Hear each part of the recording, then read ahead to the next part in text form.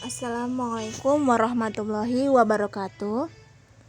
Hai semuanya, perkenalkan nama saya Rahma Oktarina dari kelas 12 MIPA 2. Nah, pada presentasi video kali ini saya akan menjelaskan tentang syarat syah dan rukun pernikahan dalam Islam. Oke, kita bahas rukun nikah. Yang pertama, rukun nikah itu ada syarat dan rukun dalam pernikahan Islam. Yang pertama, kedua mempelai itu harus ada, yaitu calon mempelai pria dan calon mempelai wanita. Kemudian ada wali. Rasulullah SAW bersabda, tidak ada pernikahan kecuali dengan adanya wali. Hadis riwayat Ahmad. Kemudian ada 2 orang saksi.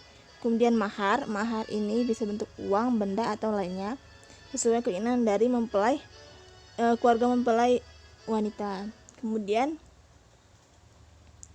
dalam Al-Quran Surat Nisa ayat 4, dan berikanlah mas kawin atau mahar kepada perempuan yang kamu nikahi sebagai pemberian yang penuh dengan kerelaan.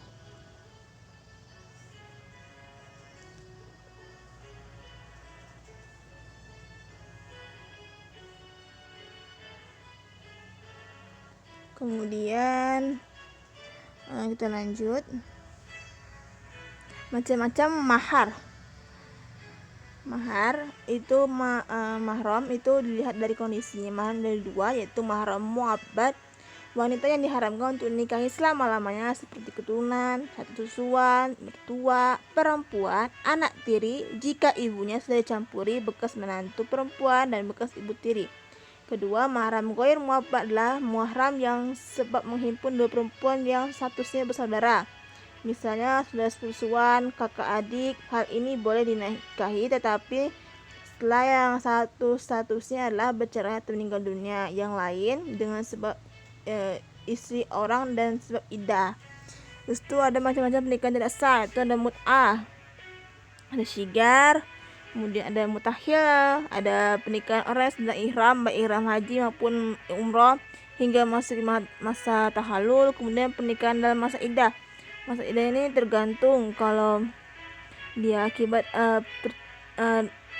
ada yang habis cerai itu biasanya 3 bulan 10 hari.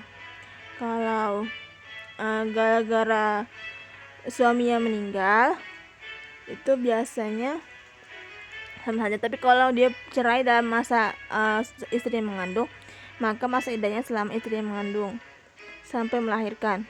Pernikahan tanpa wali itu pernikahan dengan wanita kafir selain ahli kitab, dan 8 pernikahan dengan mahram.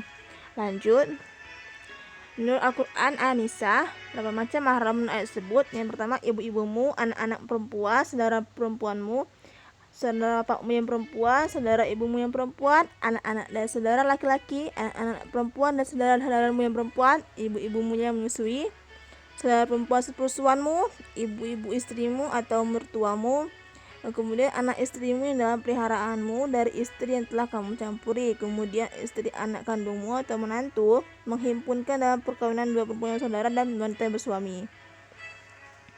Sebab menjadi mahram itu dari keturunan, ada ibu, anak perempuan, saudara perempuan, bibi, terus itu bibi dari ayah, terus itu anak perempuan dari saudara laki-laki dan anak perempuan dari saudara perempuan terus ke bawah. Kemudian pernikahan, armailah pernikahan itu dari ibu mertuanya, Rabi'ah yaitu anak tiri, kemudian istri ayah dan seterusnya ke atas. Wanita-wanita yang pernah dikawin oleh ayah, kakek atau datuk sampai ke atasnya. Kemudian istri anaknya yang laki-laki atau menantu dan seterusnya ke bawah. Kemudian yang bersusuan itu mahram, yaitu ibu yang menyusui, saudara perempuan yang mempunyai hubungan susuan. Kemudian yang dikumpul atau dimadu, seperti saudara perempuan dari istri, bibi perempuan dari istri, dan keponakan perempuan dari istri. Peraturan itu pernikahan dalam undang-undang itu adalah bahwa pernikahan harus mengikuti prosedur sebagaimana diatur dalam peraturan perundang-undangan tentang pelaksanaan Undang-Undang Nomor 1 Tahun 1974.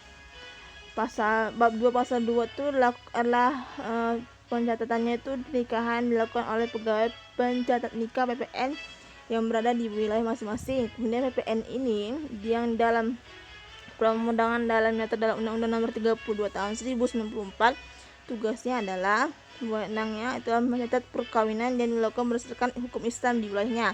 Artinya siapapun yang ingin masuk ke pernikahan berdasarkan hukum Islam harus berada di bawah pengawasan PPN atau pegawai pencatat nikah.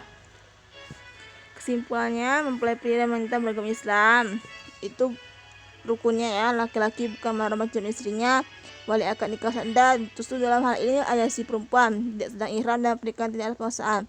Justru pernikahan yang sah menurut negara adalah pernikahan yang dicatatkan oleh pegawai pencatat nikah sesuai dengan PP nomor 1 tahun 1974. Oke, sekian dari saya. Wassalamualaikum warahmatullahi wabarakatuh. Thank you to watching.